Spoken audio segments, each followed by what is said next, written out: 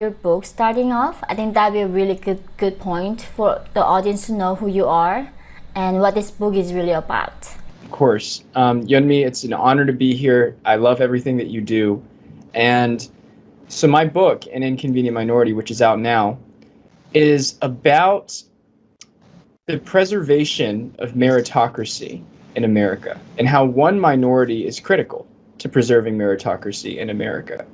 Asian Americans are traditionally some of the highest achieving groups in America right now, and they have been able to achieve the American dream, even though they're a minority race, because they work hard, they study hard. Their parents didn't come here with any connections, they didn't come here with any privileges, but they did come here in search of freedom, and they found it in America, and they've been able to build the American dream for themselves. But now you have an ideology now, a race ideology. Critical race ideology is what some people call it. And it teaches people that merit is racist. And it teaches people that, that America is a systemically racist country.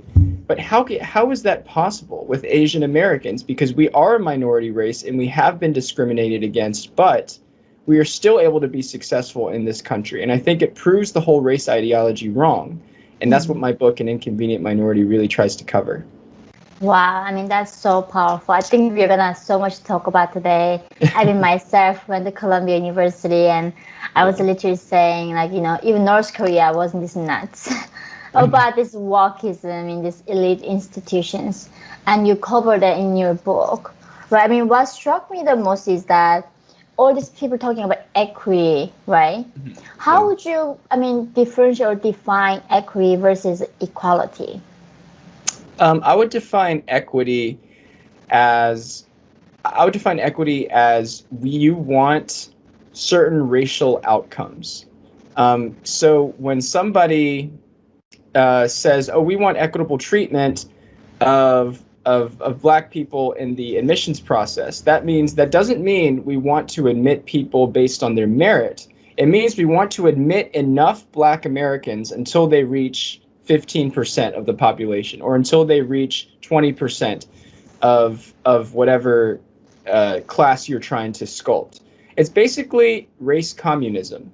That's what it is, because it's saying we need to force certain races into these positions, even though they're not qualified for them.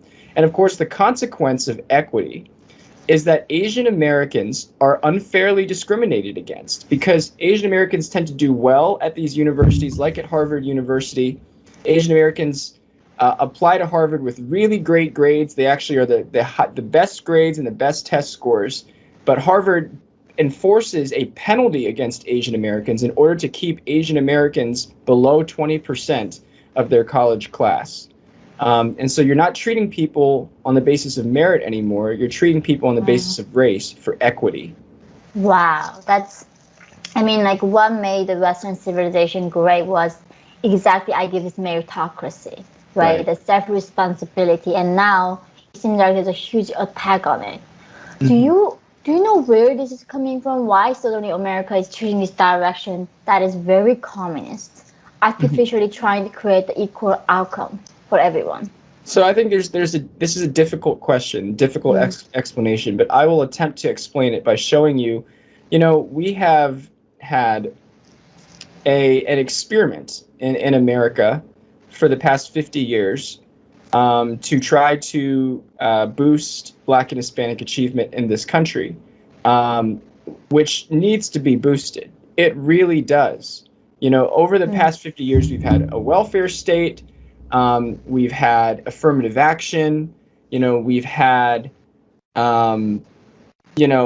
we spent a ton of money into our education system, and we still see, lower rates of Black achievement in the public school system.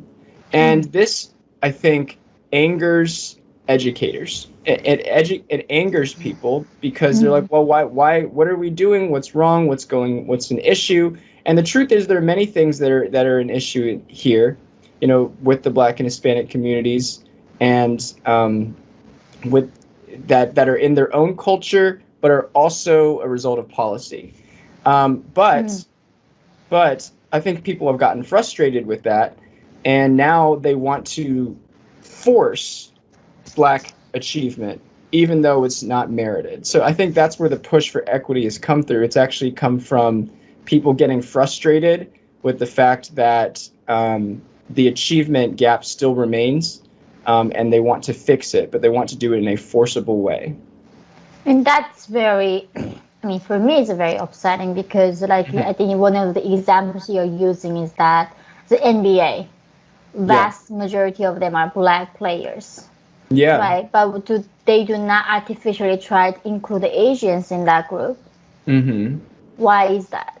Well, it's because Asians have comparatively little social capital or political capital in the United States. We have not learned how to be able to fight for our own rights. A lot of Asian Americans like to come here, and we sort of like to stay quiet. And of course, there are exceptions. You know, you are one. But you know, historically, we've stayed quiet, and because we've stayed quiet, we've allowed, you know, colleges like Harvard to discriminate against us. And, you know, and when now this has become a bigger thing, now that this is not just happening at Harvard, it's not just happening in the Ivy League, it's happening in every gifted, talented program in America right now. People are seeing there's too many Asians, there's too few Black people. We need to forcibly admit more Black people and forcibly cut Asians from the admissions system. And now I think finally Asian Americans are starting to realize, hey, this is not only unfair, this is something that if it allows to happen, it's just going to it's actually just going to destroy us. So we need to stand up for our rights, and we need to stand up for the American dream of treating people on the basis of merit. So what wasn't very clear to me when I was reading the book is that, so you in the Thomas High School, right, in that very famous #1 high school in America, is a very vigorous test to get in. Thomas Jefferson, yes. Right, and you said like over 70% are Asians in that school. Yeah. And because they need to meet the racial quota, they are only going after, I mean, Asians or the white people too, like who they are like eliminating, make more spots for the people who are not quite, you know, meeting their standards. Yeah, they're going after the Asians specifically. Only Asians? It's funny because the new proposal, what happened was, and this was exactly as expected, the new proposal raised the number of Black people, raised the number of Hispanic people, raised the number of white people, and who got cut out? Half of the Asians. Why white people? Because I think when elite progressives in America right now are content sort of letting, giving handouts to Black and Hispanic people. But when it comes to Asian people, they start to view Asian people as their competition. That's why. That's their competition. Because Asian people are given equal opportunity, are performing higher and at a higher rate. So now you have these elite white progressives who are sort of okay with giving out more spots to Black and Hispanic people as long as it also helps them. But the result of that is they want to cut out Asian people. This is what like made me really outraged. To the point, this white progressive people are saying in the name of, you know, equality, in the name of whatever inclusivity, I did not know they were viewing us as a competitor. Yeah. I literally in the past was thinking, okay, these people are so innocent or naive they just really just heartbroken about the inequality with the Black people or like Hispanic people.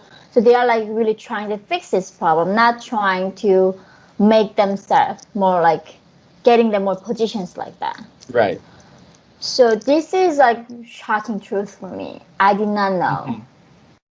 So what other sectors are like where Asians became very inconvenient for the majority now? Only other than this academic area. Is there any other areas?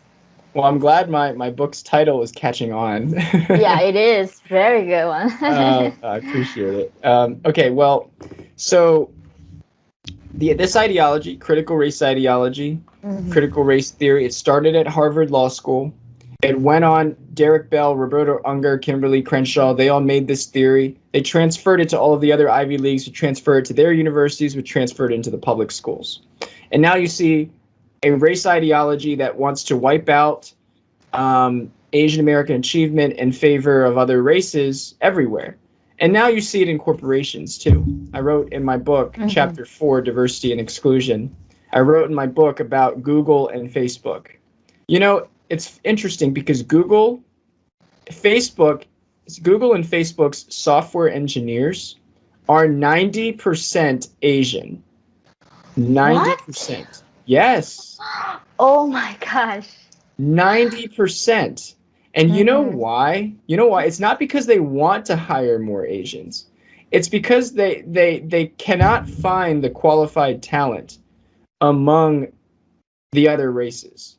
So they have to hire Asians. In fact, they import people from China and from India to be able to do their high quality Google search and Facebook algorithms. And what happens is if if you remove like a marketing manager at Google or Facebook, okay, it's maybe it'll harm them a little bit, but it's not a big deal. If you remove a software engineer from Google and Facebook, your entire business is ruined. Your entire Uh-huh. product is ruined. So they're reliant upon Asian talent, but at every level, above the basic level, Asian American um, Asian American promotion decreases. So there you have 90% software engineers. You have 50% of Google's entire workforce. Then you go down, down, down, down, down until you get to management level, and it's only 20% Asian. And you can say, okay, well, maybe because Asians lack communication skills. Okay, that's fine. But there is something even deeper here going on, because now Google is running a diversity and inclusion program. And in their diversity and inclusion program, they specifically say we need to have equity. And so now they're actually intentionally trying to cut out even more Asians in favor of whites and blacks and Hispanics.